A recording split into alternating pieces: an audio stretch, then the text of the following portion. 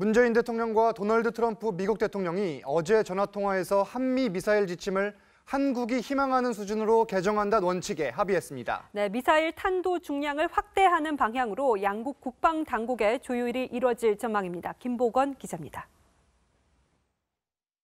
문재인 대통령과 트럼프 대통령이 어젯밤 11시 10분부터 약 40분 동안 전화 통화를 했습니다. 양국 정상은 통화에서 대북 억지력 강화를 위해 미사일 지침을 한국 측이 희망하는 수준으로 개정한다는 원칙에 합의했습니다.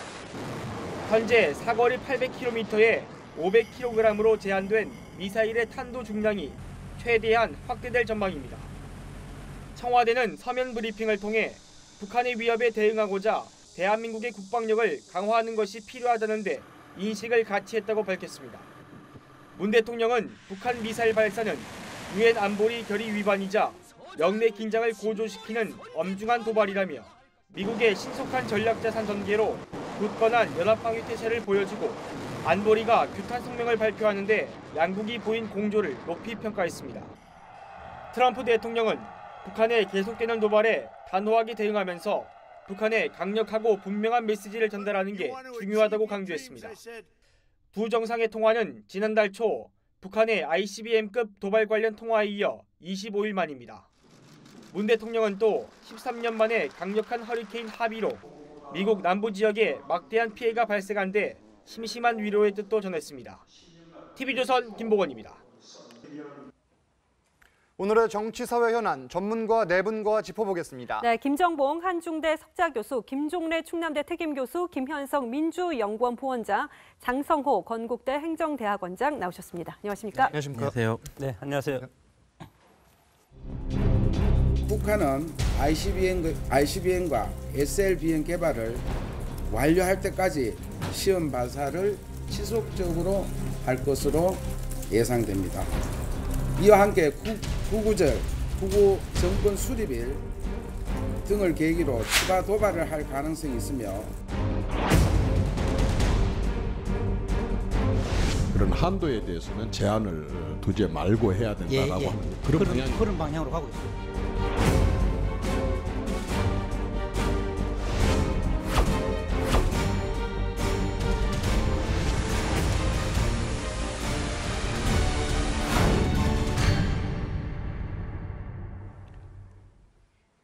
뉴욕타임즈에선 북한과 미국의 위험한 거래 가능성도 제시하고 있습니다. 보시면 데니얼 러셀 전 미 국무부 차관보의 말입니다. 북한의 목표는 북미 직접 대화에 들어가기 위해 미국을 압박하는 것이다. 이것은 거대한 덫이 될 것이다 라고 밝혔고, 한 미국 전문가는 혼자 행동하는 트럼프는 예측할 수 없는 협상가가 될 것이다. 이에 대해서 뉴욕타임즈가 위험한 거래로 표현을 한 것입니다. 네, 북한은 지금 또 한반도에 대한 도발도 이어가고 있고 일본에 대한 미사일 도발도 하고 있습니다. 결국은 이것이 다 미국에 대한 도발을 우회적으로 표현한다고도 볼 수가 있을 텐데요. 이에 대해서 기막힌 한 줄 평 한번 들어보도록 하겠습니다. 모두 좀 적어주셨는데요. 한번 올려봐 주시죠. 네, 우선 김현성 민주연구원 부원장님께서는 어떤 말을 적어주셨는지, 사람이 먼저다, 문재인 정부의 국정 철학을 또 이렇게 적어주셨습니다. 어떤 의미인가요? 지금 이제 위험한 거래라고 하는 이유가 결국은 두 정상 간에 결국은 자기들의 어떤 그 권력을 지키기 위한 지금 치열한 어떤 상호 간의 대립이 있는 거거든요. 그러니까 트럼프 대통령도 그 화염과 분노부터 해서 김정은은 합리적인 사람이다. 네. 뭐 대화는 길이 아니다. 이런 식으로 계속해서 그 서로 간의 어떤 보기를 하고 있지 않습니까? 간보기를 좀 하고 있는데 저는 두 정상들이 어떤 위험한 거래보다는 어떤 좀 국민들, 사람을 좀 생각하는 게 필요하다. 네. 전쟁이라는 것은 결국은 두 정상들의 어떤 권력을 지키기 위한 것보다는 결국은 전쟁을 막아야 되는 것이 가장 핵심이다라는 이야기를 드리고 싶습니다. 네. 김정봉 교수님은 군사적 옵션도 미국 간 타협도 우리 안보에는 재앙이다. 그러니까 트럼프 대통령과 북한 김정은의 대화, 둘 간의 대화가 우리에겐 재앙이다. 이런 말씀이신가요? 그러니까 지금 현재 트럼프 대통령이 대한민국의 의지에 반해서 북한을 공격할 가능성이 항상 있지 않습니까? 만약에 미국이 주함력을 이용하지 않고 항공모함 전단 한 3개 정도를 끌고 와서 북한을 공격할 수가 있습니다. 능력이 충분히 되죠. 그런데 얻어맞은 북한이 어떻게 할 것 같습니까? 얻어맞은 북한이 항공모함을 공격하기보다는 대한민국 공격이 훨씬 쉽습니다. 그러니까 군사적 옵션은 한반도에 핵전쟁이 벌어지는 것을 의미하는 것이고, 그런데 이제 회담이 시작된다 하면은 북한은 핵을 포기하지는 않습니다. 네. 그러면 회담이 시작된 얘기는 미국이 접고 들어가지 않으면 회담이 시작되지 않거든요. 그렇죠. 그러면 트럼프 대통령이 북한을 핵 보유국으로 인정하면서 거기를 기본으로 해서 회담이 시작된다면은 우리는 북미 간에 어떤 협상 결과가 나올지는 모르지만 대개 경우는 평화협정 체결하고 결국에 마지막 부분이 바로 주한미군 철수가 되는데 이렇게 되는 것이 이렇게 되면 우리가 주한미군이 철수되고 또 북한은 핵을 보유하고 있고 그러면 우리가 북한의 노예가 될 수도 있기 때문에 그러니까 군사적 옵션도 재앙이고 또 회담도 잘못되면 굉장한 재앙이 된다 이런 얘기가 제가 하고 핵보유국 인정, 평화협정 체결 그리고 주한미군 철수까지 모두 재앙이다 이런 말씀이시군요. 네. 네, 트럼프 대통령 같은 경우에는 워낙 저희가 또 예견할 수 없는 인물이기도 하잖아요. 또 사업가 기질도 있고 그것을 좀 염두에 뒀을 때 앞으로 트럼프는 어떻게 이끌어갈 것이다 이렇게 좀 전망을 해볼 수가 있을까요? 그 전망이 굉장히 어려운 것이 트럼프 대통령의 가장 큰 특징이 불가 예측성입니다. 그래서 다들 두려워하죠. 중국도 두려워하고 다른 나라가 두려워하는 것이 이 사람은 예측할 수가 없기 때문에 이게 굉장히 두려운데 현재 미국 내에 있는 전문가들도 트럼프 대통령이 북한을 임의로 공격할 가능성을 항상 얘기하고 있습니다. 과거에 클린턴 행정부 때 94년도에 미국이 북한을 공격할 때 한국 정부가 만류를 해서 그때는 들어줬습니다. 그때는 뭐 북한의 핵 위협이 그렇게 심하지 않았으니까. 네, 그랬었죠. 근데 지금 우리가 만류한다고 해서 미국이 들어줄 것 같습니까? 대통령도 다른 사람이고요. 그렇죠. 그다음에 성격도 아주 독특한 사람이기 때문에 그래서 북한의 핵탄두가 워싱턴을 때릴 수 있는데 우리가 만류한다고 트럼프가 들어주겠냐 이거죠. 그런 측면에서 또 예측이 불가능한데 그런데 또 하나는 트럼프가 만약에 북한을 공격하면은 한국과 일본이 북한의 핵탄두에 의해서 초토화될 수 있다 이런 가능 때문에 그렇다면은 군사적 옵션을 쓸 수 없으면은 그러면 회담을 하겠다. 라게 되면은 지금 바로 조금 아까 얘기했던 바로 그런 우려가 이제 현실화될 수도 있기 때문에 참 엄청난 문제점이 있다라는 얘기를 제가 하고 싶습니다. 네. 이어서 그 교수님께서는 또 지정학적, 지경학적 이런 또 한 줄 평을 주셨는데 어떤 의미입니까? 과거의 냉전 체제 때는 정치적인 이데올로기가 해서 미국과 소련, 러시아 이렇게 해서 동서 대결이 이루어지고 있지 않았습니까? 그러나 탈냉전 이후에 지경학적, 경제적인 이득이 상당히 우선시되는 것이고 특히 미국과 북한이 직접 대화하는 것은 우리한테는 상당히 큰 충격이고 앞으로 큰 재앙이 될 가능성이 상당히 크다. 저는 그렇게 봅니다. 특히 지경학적 위치에 볼 때는 특히 트럼프 대통령이 공화당 출신이지만 강경파지만 사업가 아니겠습니까? 그렇기 때문에 미국의 경제적 이익이 전쟁을 하는 것이 좋은지 미국의 안위를 위해서 북한을 어떻게 상대해서 북한의 핵을 포기하게 만들 것인지 그러기 위해서는 우리 남한의 우리 한국의 우리나라의 입장을 생각하는 것보다도 북미 직접 대화에 나설 가능성이 상당히 크고 이것은 북한의 전통적인 전략 아니겠습니까? 그렇죠. 북한이 원하는 것이 뭡니까? 휴전협정의 당사자들이 한반도 문제를 풀자 이거 아닙니까? 그러면 휴전협정의 당사자가 누구냐? 미국의 윌리엄 해리슨 그리고 북한의 남일, 중국군 3자가 휴전협정을 체결해서 북한은 이 휴전협정을 평화협정으로 대체를 해서 주한미군을 철수하라. 북미 직접 대화는 휴전협정을 평화협정으로 대체하는 결정적인 어떤 단초가 될 가능성이 크고 그렇게 되면은 주한미군이 철수하고 과거에 우리가 에치슨 라인 있지 않습니까? 에치슨 라인으로 보면 미국이 한반도를 일본 사이에 두고 한반도를 에치슨 라인처럼 해서 북한과 한국이 자율적으로 평화협정을 맺던가 해서 한반도 통일을 막아줄 가능성이 상당히 큰데 그렇게 될 경우 과연 우리가 어떤 수단이 있을까? 북한은 이미 비대칭 전략을 가지고 핵 강국 아니겠습니까? 이런 상황에서 이것은 상당히 중요하고 충격적인 어떤 카드가 될 가능성이 크다고 봅니다.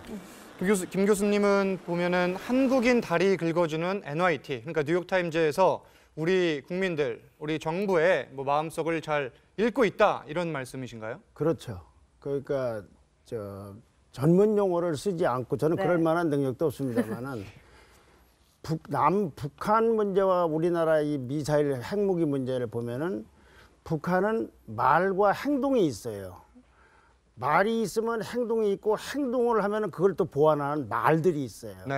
근데 나는 우리나라에서 벌어지는 일들은 모든 게 말이에요. 그냥 말. 뭐 위정자부터 전문가부터 누구든지 말밖에 없어요. 행동이 없어요. 네. 그러니까 예를 들면 앞으로도 북한이 도발한다. 그러면은 NSC를 소집했느냐 안 했느냐, 몇 시에 했느냐, 몇 시에 알았느냐, 또 거기서 뭐 무슨 표를 쏘았는지 미사일이다 아니다. 그다음에 미국하고 일본의 정상하고 국제 전화를 몇 분 했다 안 했다. 예. 라는 거 말고서는 난 뭘 하는지는 모르겠어요. 앞으로도 그럴 겁니다. 그런 와중에 이제 일부에서는 대화론을 또 펴고 있단 말이에요. 예. 근데 아까 말씀드린 그 말밖에 없다는 건 아마 진보 정권 아니라 보수 정권이라 하더라도 달리하는 방법이 없을 거예요. 그렇죠. 그러니까 우리로서는 불안한 겁니다. 네. 근데 마침 저 위험한 거래를 하지 않는가라는 생각을 한국인들이 많이 하고 있는데 네. 예를 들면 위험한 거래, 여기서 거래가 뭡니까? 주고 받는 거 아닙니까? 그러면 미국에서 줄 건 뭐가 있나요? 그거는 주한미군 철수, 한미동맹 파기, 무슨 국교제라든지 기타 등등 있을 거 아니겠습니까? 우리나라 사람들이 저 부분을 위험한 거래 하지 마라, 위험한 거래 하면 큰일 난다, 안 된다고 해야 되는데 마침 미국의 언론이 저걸 얘기했으니까 저로서는 적어도 미국 언론이 미국도 생각하지만 한국민이 굉장히 불안해하는, 그래서 그거를 좀 냉소적으로 표현하기 위해서 다리 긁어준다고 그랬습니다. 네. 네. 자, 그렇다면 실제로 북한과 미국이 전격적으로 대화를 할 가능성이 있다고 보는지 한번 OX를 가보도록 하겠습니다. 자, 이제 판넬을 내려주시고 OX 얘기를 좀 해주시면 될 텐데요. 뭐 대화 국면을 조금 흘러가는 것도 같았는데 29일에 또 북한이 일본에 미사일을 쏘니까는 다시 또 트럼프는 대화를 하지 않겠다 이런 얘기를 하기도 일본 했거든요. 항공을 지나가는 이제 화성 12형을 발사를 해서 그때 당시만 해도 트럼프 대통령이 상당히 격한 반응을 보였는데 다시 또 미국 정부의 반응을 보면은 또 대화의 가능성을 열어놨어요. 일단 김정문 교수님 오를 드셨는데 미국 간 대화가 뭐 전격적이든 서서히 진행이 되든 대화가 벌어질 수 있다 이렇게 보시는 거군요. 네, 트럼프 대통령이 취임하면서부터 북한 문제에 대해서는 맥시멈 프레셔 앤 인게이지먼트입니다.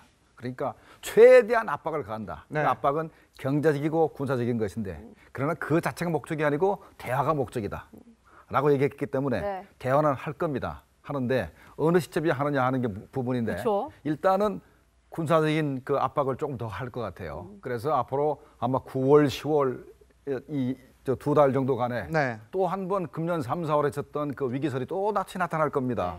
또 엄청난 그 나타나지만 결과적으로 봤을 때 결국은 그래도 북한을 군사적으로 어떻게 손을 못 대면 그때 가서는 대화로 돌아서는 가능성이 크다.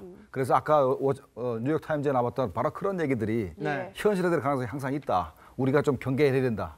그리고 또 트럼프가 국내 정치적으로 봤을 때는 조금 코너에 몰린 면이 있기 때문에 이걸 조금 또 뒤집기 위해서라도 북한과 전격적으로 대화를 한다 이런 식으로 나올 가능성도 저희가 생각을 해볼 수 있을 것 같아요. 만약에 트럼프 대통령이 탄핵 선상에 올라서 정말로 기소가 된다 그러면 그걸 이기기 위해서 북한에 대해서 군사적 옵션을 쓰든가 아니면 갑자기 또 정반대쪽으로 해서 대화 쪽으로 가서 북한 핵 문제를 해결한다 그러면서 우리가 과거에 미국과 그 월명 간에 파리 평화협정을 체결하는 걸 우리가 봤습니다. 그때 자유 베트남에서는 결사 반대했습니다. 왜? 미군이 베트남에 철군할 거기 때문에 결사 반대인데 불구하고 미국이 나가고 싶으니까 그 자유 베트남의 의사에 반해서 협상을 맞은 다음에 그냥 나가버렸습니다. 그리고 공사로 됐지 않습니까? 마찬가지로 우리도 지금 현재 거의 비슷한 상황에 올지도 모르겠다는 것이 바로 우리의 우려입니다. 지금 미국 대통령이 부시 대통령에서 뭐 오바마 대통령으로 바뀌기까지 북한 김정일 이제 전 위원장이 사망 전에 계속해서 비슷한 방식으로 대화를 시도를 했잖아요. 그런데 이번에는 다를 것이다. 결정적 이유를 뭐라고 보십니까? 단지 트럼프 대통령으로 바뀌었기 때문만은 아닐 것 같은데요. 아니죠. 그 북한의 핵 능력, 미사일 능력이 강화돼서 과거에는 김정일 시대에는 핵실험을 했지만 그것이 ICBM에 실려서 미국의 본토를 공격할 능력이 없었습니다.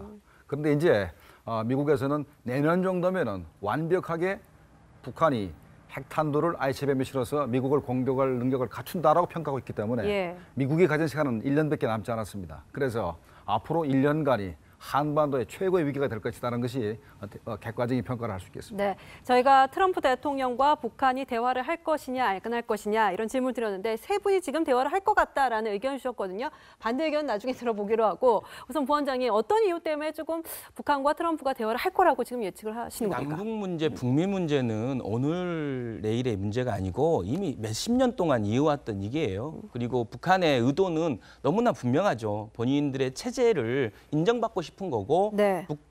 미국과의 어떤 교섭 능력을 키우기 위한 거예요. 그래서 지난번 어떤 ICBM, 최근에 발사한 ICBM도 고도를 낮춰서 예를 들면 고도를 높여서 뭐 더 멀리 보낼 수도 있었는데 고도를 낮춰서 낮게 보냈다는 거고 그래서 대화를 통해서 최대한 많이 얻기 위해서 압박하고 심리전을 한다고 저는 봐요. 그리고 지금 남북 문제에 있어서 북한의 핵 문제에 있어서 북한의 핵을 우리가 핀셋으로 딱 찍어내서 그 자리를 이렇게 제거할 수가 없어요. 예를 들면 저는 만약에 우리가 그런 능력이 있어갖고 미국이나 우리 한국이 북한에 있는 핵만 딱 공격해서 그것만 딱 제거할 수 있다라고 하면 그렇게 해야죠. 근데 그렇게 할 수가 없어요. 이미 공격을 하는 순간 거기에 어디에 핵이 있는지도 잘 모르고 거기에 공격을 하는 순간 이미 핵전쟁이 일어나는 거예요. 그래서 누구도 이 전쟁에서 승자가 될 수가 없는 거예요. 그러니까 트럼프 대통령 뭐 한반도에서 전쟁이 일어날 거고 우리 그쪽 사람들이 죽는다 이렇게까지 안 해.